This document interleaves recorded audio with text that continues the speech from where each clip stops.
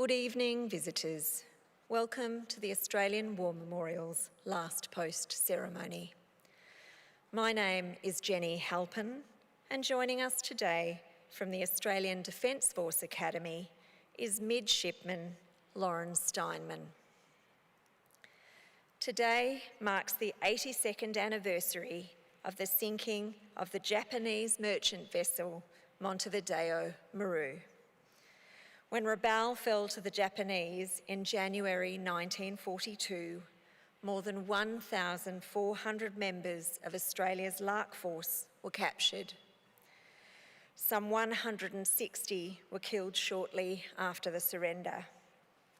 Later that year, on the 22nd of June, approximately 850 prisoners of war and 200 civilian internees were ordered by their Japanese captors to board the vessel Montevideo Maru. The ship then sailed for the Japanese base on Hainan Island, keeping to the east of the Philippines to avoid Allied submarines. 8 days into the voyage, the Montevideo Maru was spotted by the American submarine USS Sturgeon. Unaware of the ship's cargo, Sturgeon manoeuvred into position and fired its torpedoes. According to both Sturgeon's log and accounts of Japanese survivors, the Montevideo Maru sank by the stern in roughly 11 minutes. Although the crew was ordered to abandon ship, they apparently made no attempt to release the prisoners. The loss of the Montevideo Maru remains Australia's worst maritime disaster. The ship was carrying more than 1,050 Australian prisoners, none of whom survived the sinking. On the 18th of April 2023, the wreck of the Montevideo Maru was finally found. Cooperating with the Rabaul and Montevideo Maru Society and the Department of Defence, a team from the Silent World Foundation, with the aid of Dutch deep sea survey specialist Fergro, found the wreck. It lay at a depth of over 4,000 metres in the South China Sea, off the northwest coast of the Philippine island of Luzon. This discovery has hopefully brought some closure to the families of those lost on that fateful day 82 years ago. Today, we remember all those who were lost in the Montevideo Maru and whose names are recorded here on the Roll of Honour. We warmly welcome the family of Private William John Olney, who served with the 2nd 22nd Australian Infantry Battalion and was a prisoner aboard the Montevideo Maru. His story will be told shortly. We also warmly welcome Kylie Adams Collier, representing the Papua New Guinea Association of Australia, Rebecca Mills, representing the 2nd 22nd Battalion Lark Force Association, Mr. Bill Maloney, President of the New Guinea Volunteer Rifles and Papua New Guinea Volunteer Rifles Ex-Members Association, Brisbane, and Mr. John Reeves, representing the Rabaul Historical Society and the people of Rabaul. We welcome the veterans who have served, those that are still serving, and the families that love and support them. The live stream of this ceremony is made possible by the Returned and Services League of Australia and the RSL and Services Clubs Association. We welcome members who are watching the broadcast of this ceremony across Australia. During this evening's ceremony, wreaths will be laid at the base of the Pool of Reflection by family, visitors to the memorial, and students on behalf of Corndale Public School, Blakebrook Public School, Canberra Public School, and Wine Public School, all visiting from New South Wales. If you are able, could I please invite you to stand and join in singing the national anthem.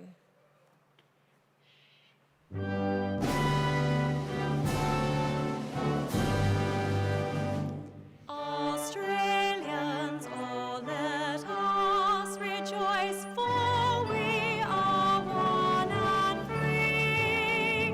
With golden soil and wealth for toil, our home is girt by sea. Our land abounds in nature's gifts of beauty, rich and rare. In history's page, let every stage advance Australia fair. In joyful strains, then let us sing, advance Australia fair. Students and those who require a seat, please be seated. The Australian War Memorial was the vision of Charles Bean, Australia's First World War official historian. Bean landed with the Australian troops on Gallipoli and stayed with them at the front through to the end of the war. The idea of this national memorial and museum came to him at Pozières, France, in the depths of the bloody fighting of 1916. Bean's idea was that this would be a place where families and friends could mourn loved ones buried in faraway places. It would also be a place that could help all Australians understand what these men and women had endured and what they had done for us. Bean's vision, to which we remain true, is best expressed as inscribed in the entrance to the memorial's galleries. Here is their spirit in the heart of the land they loved, and here we guard the record which they themselves made. Tonight, we will read the story behind just one of those on the Roll of Honour, which lists the names of more than 103,000 men and women who have given their lives for us in war and on operations for more than a century. But first, we present a lament, Flowers of the Forest. Wreaths or floral tributes will now be laid at the base of the pool of reflection.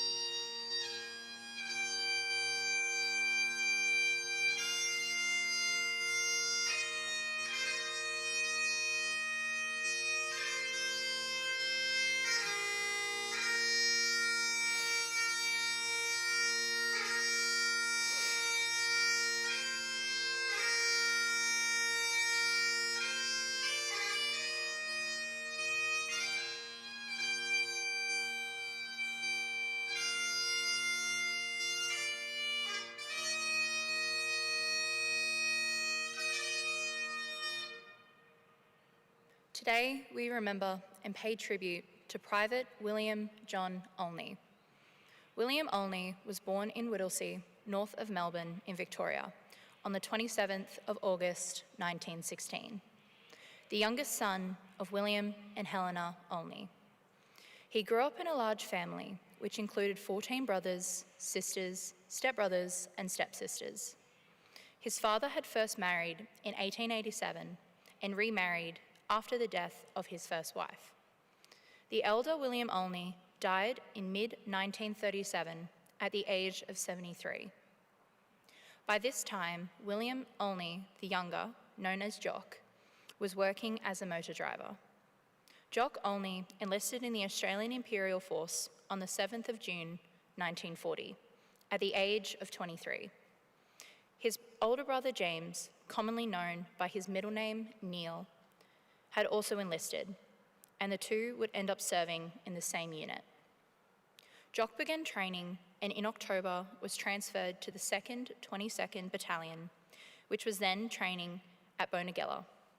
After further training, the two Olney brothers and their battalion were sent to Sydney in April 1941 to prepare for active service in New Britain.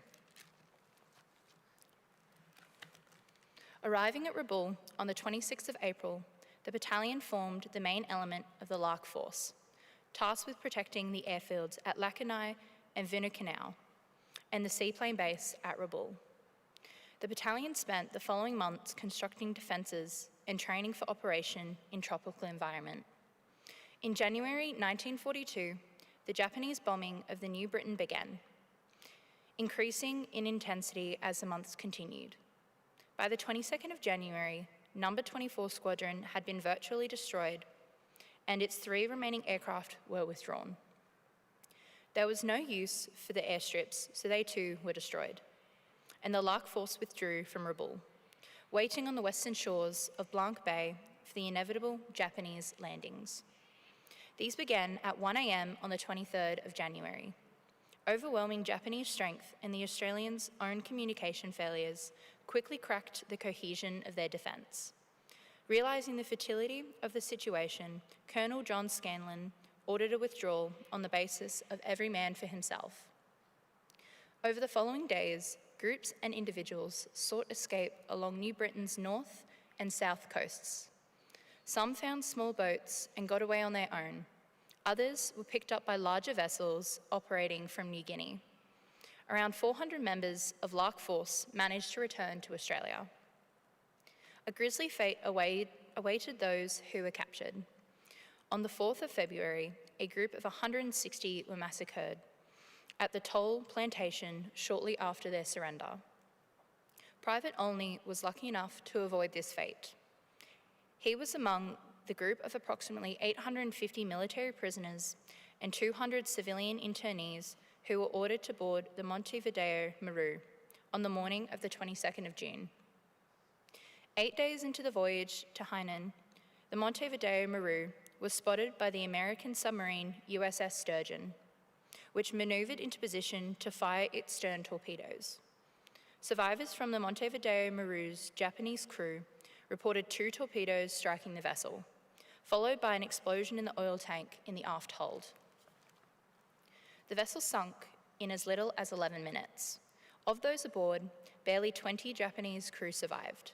Over 1,000 others on the ship died. An estimated 1,000 Australians perished. According to a surviving Japanese crewman, Australians in the water sang Auld Lang Syne to their trapped mates as the ship began to sink beneath the waves. The sinking is considered the worst maritime disaster in Australia's history. Among the dead was Private Jock Olney, who was 25 years old. Jock's elder brother Neil managed to escape Rabaul, eventually returning to Australia, where his wife gave birth to a son named in honour of Jock Olney. Neil died from complications of malaria in 1945, when his son was 3 months old. At the time of his death, he was unaware of the fate of his brother. With no knowledge of the loss of the Montevideo Maru, the families of those on board continued to send letters in the belief that their loved ones were being held as prisoners of war.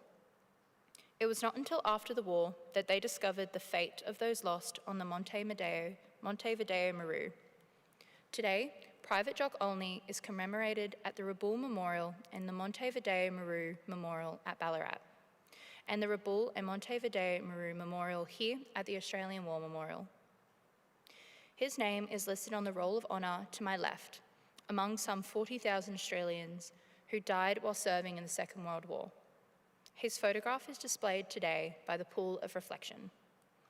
This is but one of the many stories of service and sacrifice told here at the Australian War Memorial.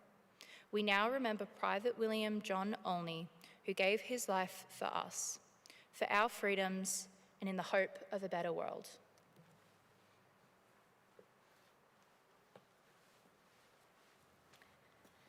Please stand for the reading of the Ode and the sounding of the last post. They shall grow not old, as we that are left grow old. Age shall not weary them, nor the years condemn. At the going down of the sun, and in the morning, we will remember them. We will remember them.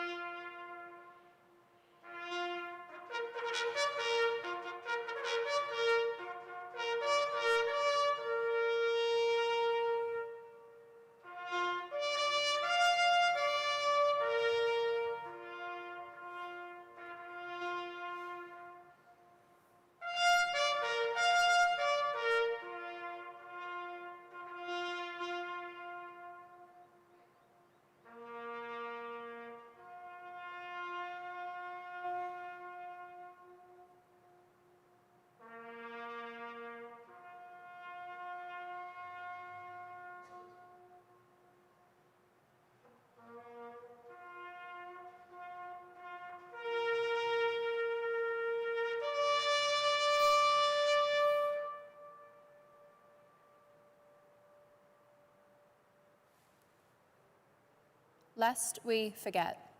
Lest we forget.